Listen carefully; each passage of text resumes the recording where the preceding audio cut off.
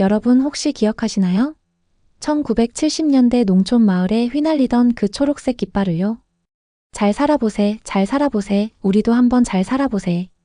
그 노랫소리가 아침 안개를 뚫고 퍼지던 시절. 우리는 그 노래를 부르며 진짜로 믿었습니다. 이제 우리도 잘 살 수 있다고, 가난을 벗어날 수 있다고요. 1973년 봄 경상북도 어느 작은 농촌 마을. 이름도 화려하지 않은 그 마을 언덕 위에 새마을 깃발이 처음 걸린 날이었습니다. 초록색과 노란색이 섞인 그 천조각이 바람에 펄럭이는 모습을 마을 사람들은 모두 올려다봤어요. 저게 우리 마을 희망이요. 누군가 그렇게 말했고 사람들은 고개를 끄덕였습니다. 논두렁에서 밭둑에서 우물가에서 모두가 그 깃발을 바라보며 가슴속에 무언가 뜨거운 것을 느꼈죠. 그날 마을 이장은 마을 사람들을 모두 불러 모았습니다. 마을에 간 앞마당에 사람들이 모여들었어요. 할아버지, 할머니, 아주머니, 아저씨, 그리고 젊은 청년들까지. 오늘부터 우리 마을도 새마을 운동에 참여하게 됐소다. 정부에서 시멘트도 주고 지원도 해준다 카더라. 이제 우리도 잘 살아야 되는 기라. 사람들 사이에서 박수가 터져 나왔습니다. 하지만 그 박수 소리 속엔 기대와 함께 어딘가 모를 불안감도 섞여 있었어요. 그리고 이장은 한 청년을 앞으로 불렀습니다. 길수야, 나와봐라. 정길수.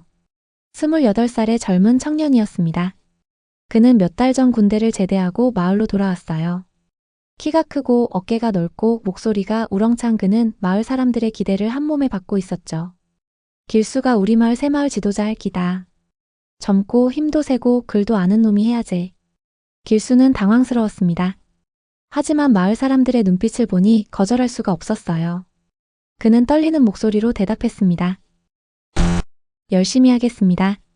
그날 저녁 길수는 집으로 돌아와 작은 거울 앞에 섰습니다. 거울 속 자신의 얼굴을 보며 그는 중얼거렸어요. 근데 와. 우리 마을도 이제 변하는 거구나. 그의 가슴 속엔 뜨거운 무언가가 타올랐습니다. 그건 희망이었을까요? 아니면 사명감이었을까요? 어쩌면 둘 다였는지도 모릅니다. 며칠 뒤 길수는 새마을 지도자 교육을 받으러 군청으로 갔습니다. 거기엔 다른 마을에서 온 지도자들도 있었어요. 모두 젊고 눈빛이 빛나는 사람들이었죠. 강당에서 공무원이 말했습니다. 여러분은 이제 마을의 지도자입니다. 여러분의 손으로 마을을 바꿔야 합니다. 지붕을 고치고 도로를 넓히고 농촌을 근대화시켜야 합니다. 이게 바로 애국입니다. 길수는 고개를 끄덕였습니다. 돌아오는 길 그는 가슴이 벅찼어요. 자신이 뭔가 큰일을 하게 될 거라는 예감이 들었습니다. 하지만 마을에 돌아왔을 때 그는 조금 다른 분위기를 느꼈습니다. 마을 사람들은 여전히 그를 반겼지만 어딘가 조심스러워 보였어요.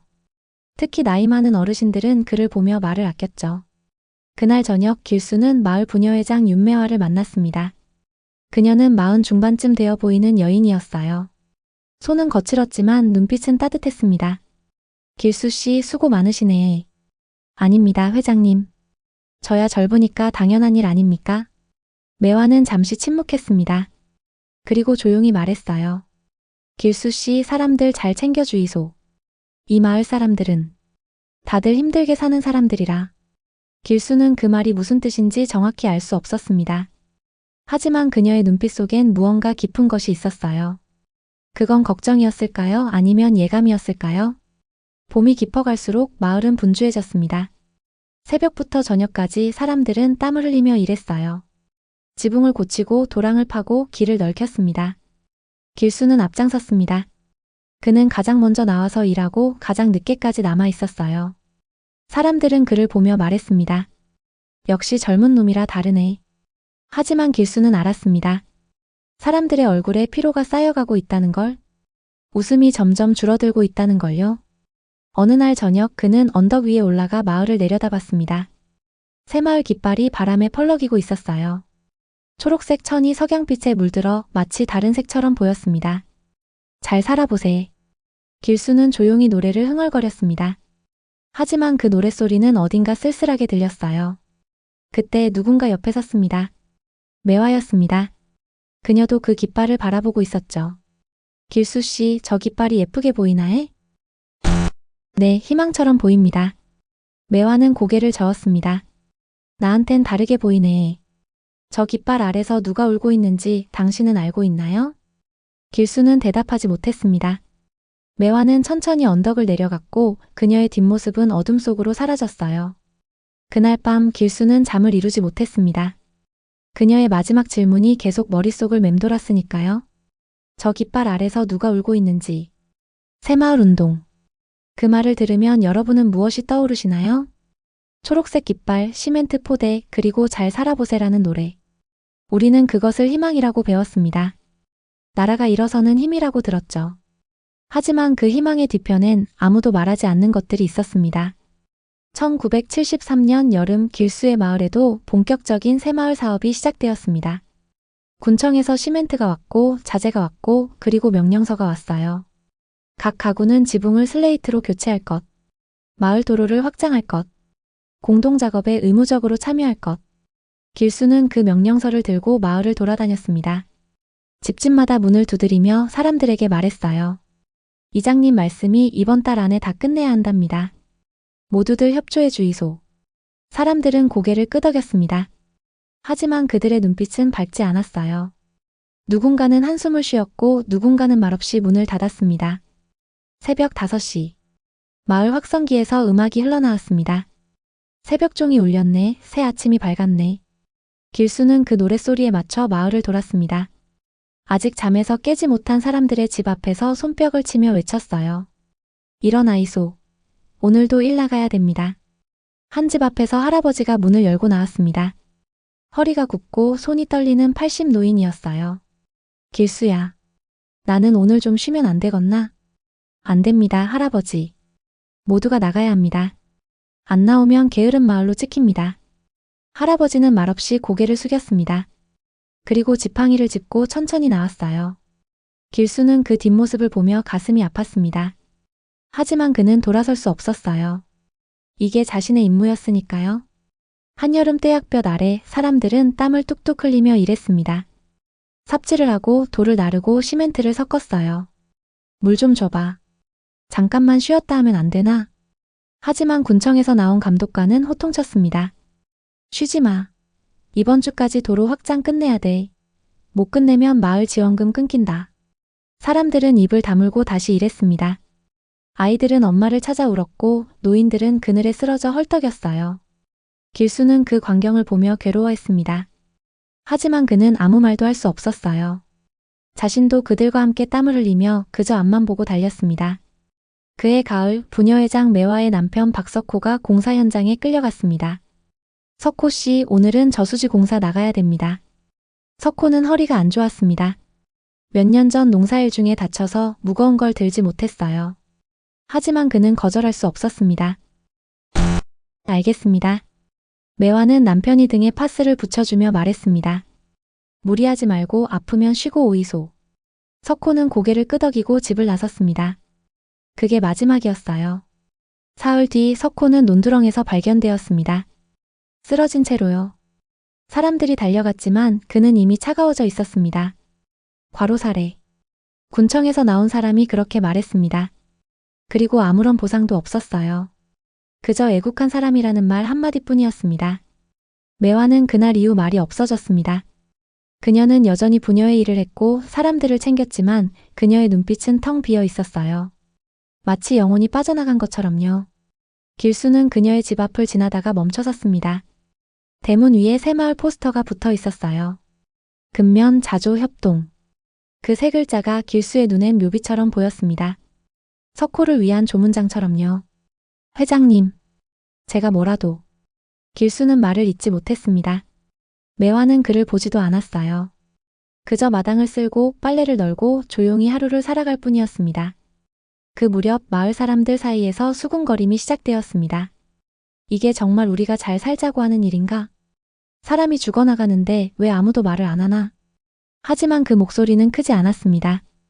왜냐하면 누군가 듣고 있었으니까요.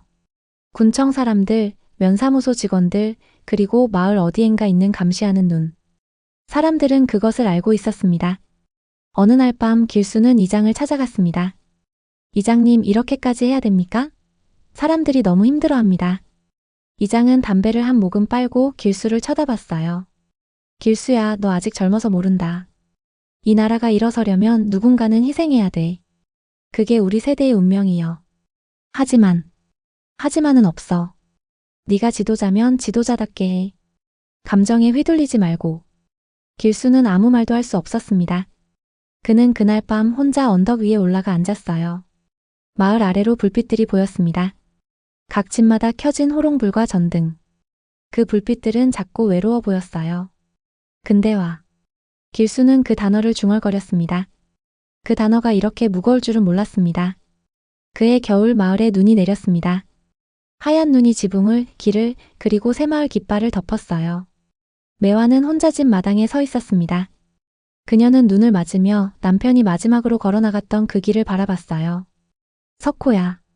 우리 정말 잘 살게 되는 걸까? 그녀의 목소리는 바람에 흩어졌습니다. 아무도 대답하지 않았어요. 그저 눈만 조용히 내릴 뿐이었습니다. 어떤 진실은 말로 전해지지 않습니다. 글로 남겨져야만 하죠. 하지만 그 글마저 불에 타버린다면 진실은 어디로 가는 걸까요? 1975년 여름 마을에 이상한 일이 생겼습니다. 새마을 창고에서 불이 난 거예요. 그날 밤은 유난히 바람이 강했습니다. 창고 지붕에서 불꽃이 튀어오르고 연기가 하늘을 뒤덮었어요. 사람들이 달려와 물을 퍼날랐지만 불은 쉽게 꺼지지 않았습니다. 창고 안에 뭐가 있었나? 농기구하고 비료하고 서류들도 좀 있었지. 이장은 고개를 저었습니다. 서류가 문제요. 거기 정부 지원금 내역도 있고 마을 명부도 있었는데. 다음 날 아침 길수는 재를 치우러 갔습니다. 타다 남은 나무 조각들, 녹아버린 쇠붙이들, 그리고 그 속에서 그는 무언가를 발견했어요. 타다 남은 공책 한 권. 길수는 그 공책을 조심스럽게 집어들었습니다. 표지는 거의 다 타버렸지만 안쪽 페이지 몇 장은 아직 남아 있었어요. 글씨가 보였습니다. 여자의 글씨였죠. 정갈하면서도 힘이 있는 필체. 길수는 그 글씨를 알아봤습니다. 매화의 글씨였습니다. 그는 주위를 둘러봤습니다. 아무도 없었어요. 그는 재빨리 그 공책을 오단에 감추고 집으로 돌아왔습니다. 밤이 되자 길수는 호롱불을 켜고 그 공책을 펼쳤습니다. 손이 떨렸어요.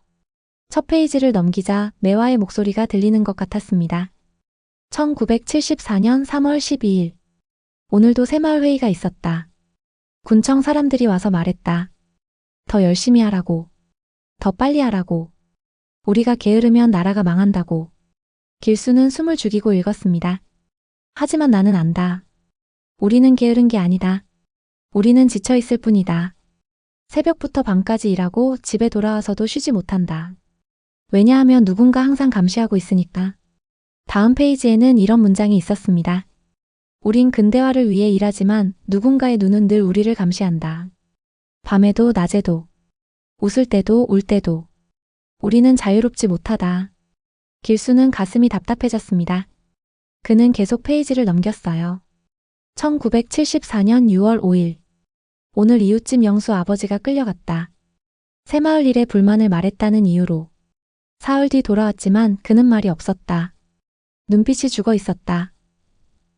1974년 9월 20일. 우리 마을에 전기가 들어왔다. 모두들 좋아했다. 하지만 나는 알고 있다. 그 전기줄을 놓는데 우리가 얼마나 많은 땀을 흘렸는지.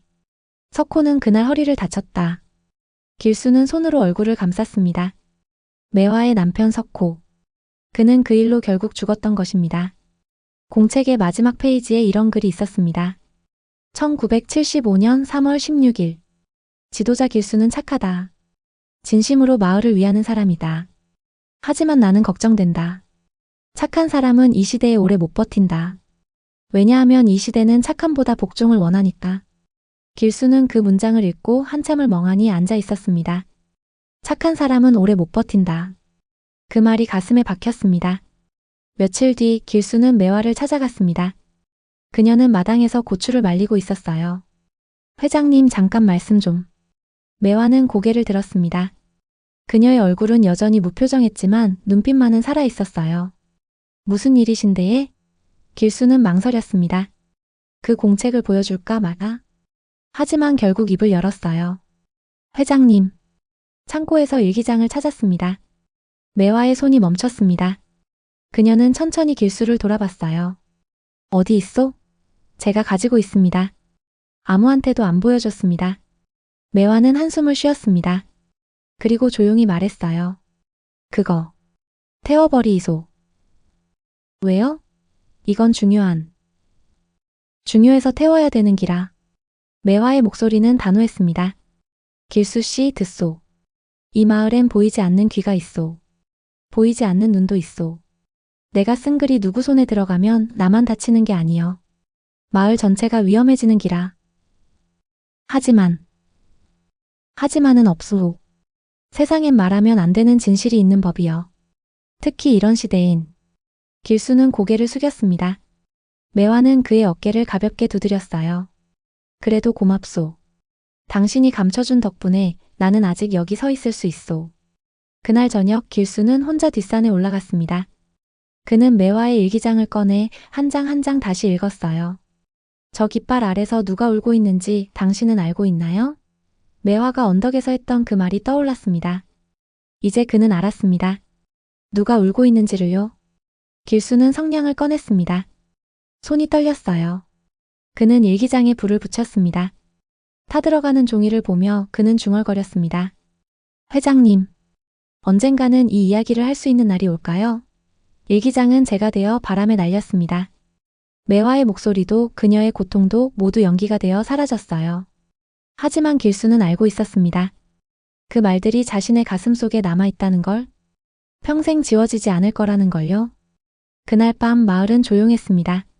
사람들은 각자의 집에서 잠들었고 새마을 깃발은 어둠 속에서 희미하게 흔들렸어요. 길수는 창문 너머로 그 깃발을 바라봤습니다. 그리고 생각했어요. 우리는 정말 잘 살고 있는 걸까? 아니면 잘 살고 있다고 믿는 걸까? 대답은 없었습니다. 다만 바람소리만이 조용히 밤을 채울 뿐이었습니다. 어떤 비밀은 땅속에 묻힙니다. 하지만 진실은 결국 땅 위로 올라오게 되어 있죠. 1975년 가을, 마을에 긴장감이 돌기 시작했습니다. 군청에서 사람들이 자주 내려왔고 그들은 마을 사람들을 하나하나 불러 물었어요. 부녀회장 윤매화 그 사람 어떤 사람이었소? 평소에 무슨 말을 했소? 혹시 불온한 글을 쓴다는 얘기 들어본 적 있소? 사람들은 고개를 저었습니다. 아무도 아는 게 없다고 매화는 조용한 사람이었다고 말했어요. 하지만 그들의 눈빛엔 두려움이 어려 있었습니다. 길수도 조사를 받았습니다. 작은 방에 불려가 책상을 사이에 두고 군청 직원과 마주 앉았어요. 정길수 씨, 당신은 새마을 지도자지? 예, 그렇습니다. 그럼 마을 사람들 잘 알겠네. 윤매화가 일기 같은 거 쓴다는 얘기 들어봤나? 길수의 심장이 쿵 내려앉았습니다. 하지만 그는 침착하게 대답했어요. 잘 모르겠습니다. 직원은 길수를 뚫어지게 쳐다봤습니다. 모른다고? 지도자가 마을 일을 모른다는 게 말이 되나? 알아야 할 건 알고 모를 건 모르는 게 지도자의 역할 아닙니까?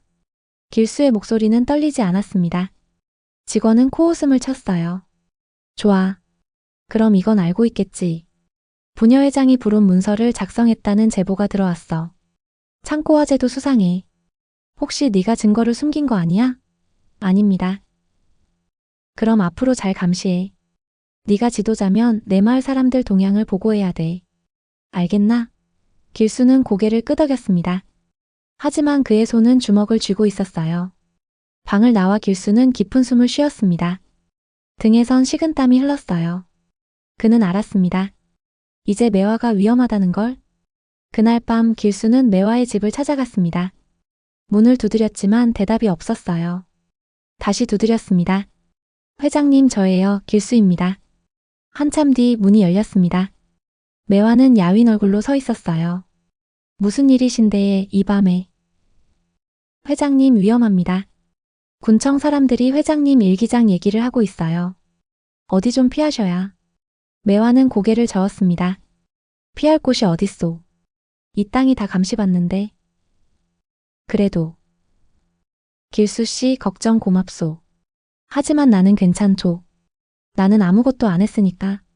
하지만 그녀의 눈빛은 말하고 있었습니다. 자신이 위험하다는 걸, 그리고 도망칠 수 없다는 걸. 며칠 뒤 길수는 동생 길동을 찾았습니다. 22살의 젊은 청년이었어요.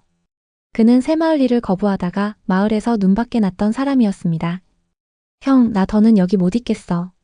나 서울 갈 거야. 뭐? 갑자기 왜? 군청 사람들이 나한테 자꾸 트집을 잡아. 일 안 나온다고, 태도가 불량하다고. 형, 나 무서워. 길수는 동생의 어깨를 잡았습니다. 조금만 참아. 내가 뭐라도 해볼게. 형은 지도자잖아. 형이 뭘 할 수 있어? 형도 그 사람들 앞에선 꼼짝 못하잖아. 길동은 형의 손을 뿌리치고 나가버렸습니다. 그게 마지막이었어요.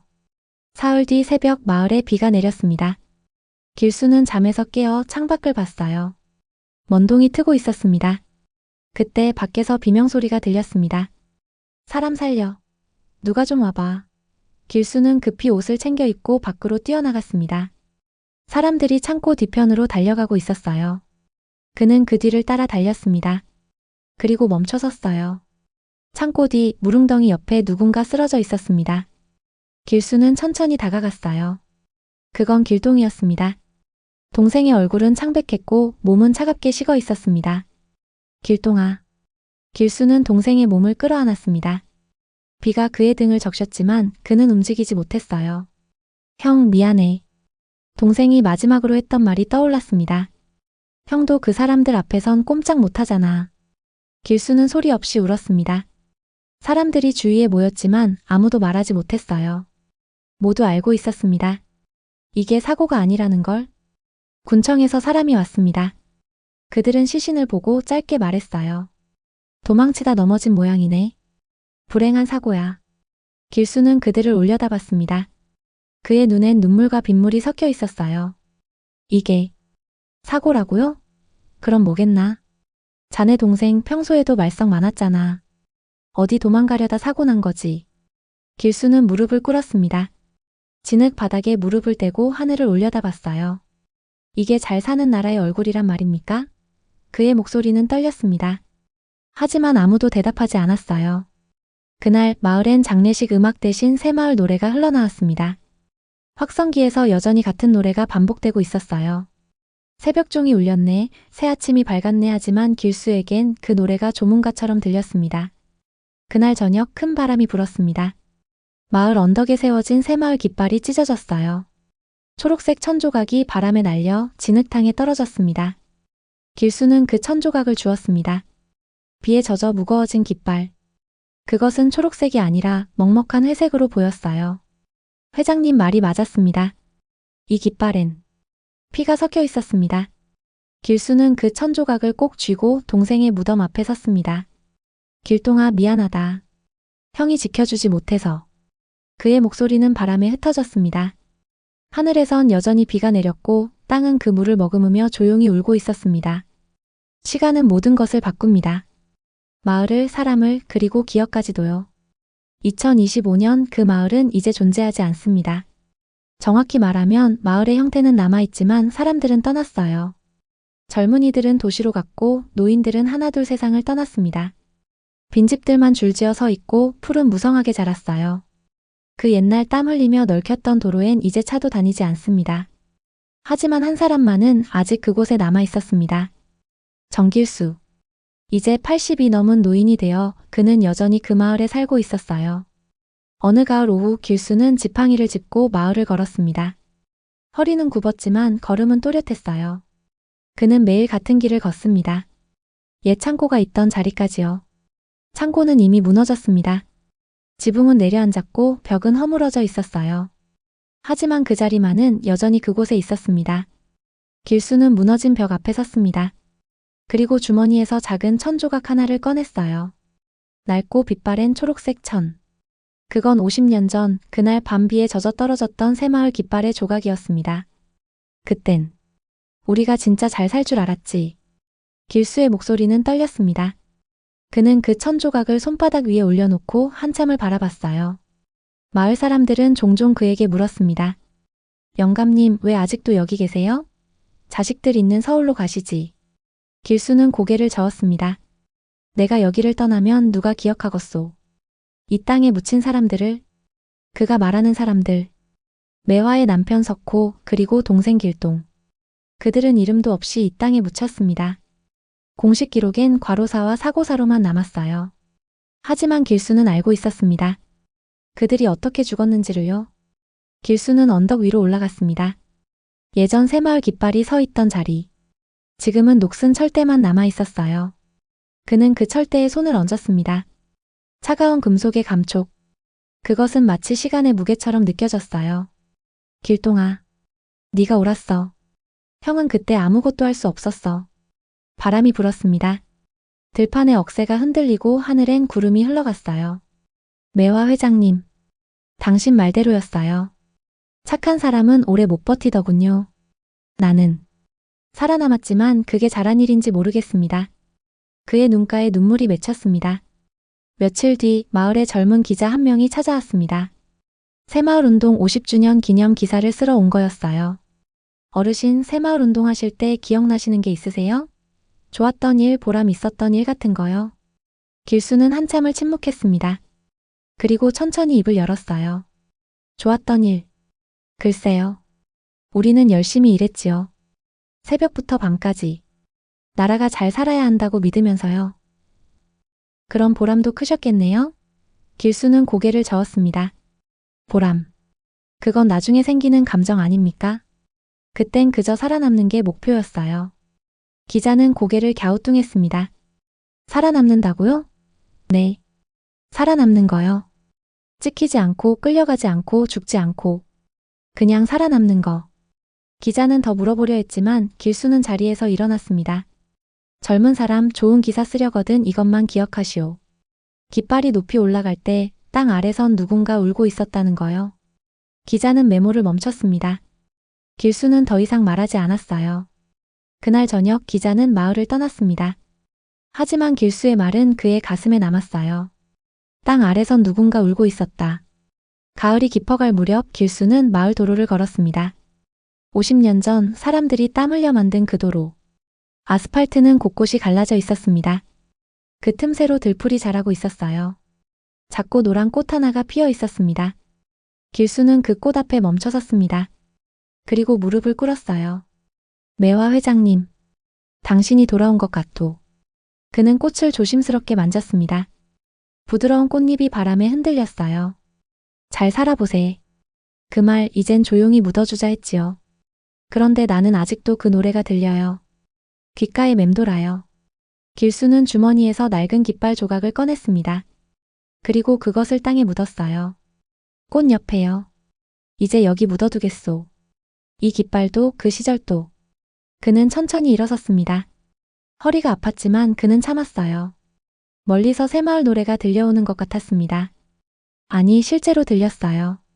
마을 확성기에서 여전히 그 노래가 흘러나오고 있었습니다. 새마을, 새마을, 우리의 새마을 하지만 이제 그 노래를 듣는 사람은 없었습니다.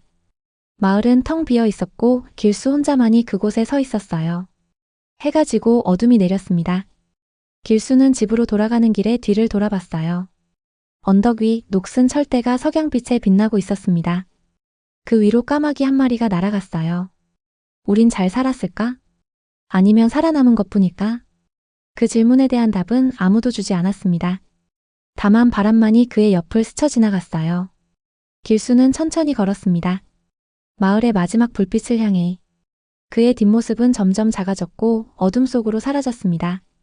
그리고 카메라는 천천히 줌아웃됩니다. 빈 마을, 무너진 집들, 그리고 그 위를 덮은 별들. 먼 곳에서 아주 희미하게 새마을 노래가 들려옵니다.